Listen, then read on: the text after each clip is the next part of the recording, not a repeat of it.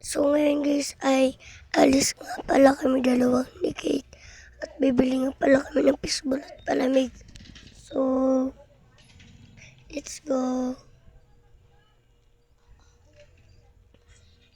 At nagtanong pa nga ako kay Kate at inahinaan ko lang yung pagsabi ko.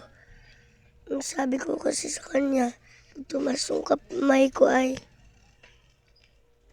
papatayin niya na yung video. So, pasensya na guys dahil yung aking pagsasabi ngayon sa voice over is paus. So, alam niyo ba sa Tagalog yung paus? So, bala na kayo. At may nagpa-practice pa nga sa dadom ng sayaw. Di lang talaga naririnig yung tugtog dahil naka-voice over ako. So, hintayin nyo na lang. Let's go!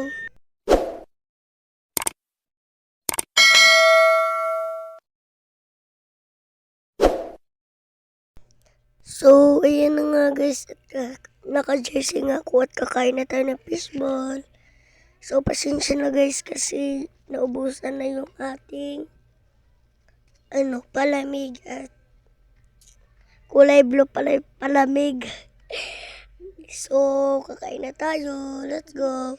At gumanon pa nga ako guys kasi hindi ako makikita sa video at gumanyan na lang kami umupo ng maayos kasi hindi ako makikita sa video.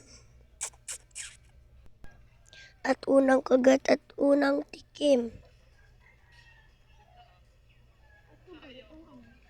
In fairness at masarap naman siya guys. So, bye-bye! Tignan nyo na lang na mahigi ang video ko hanggang sa dulo.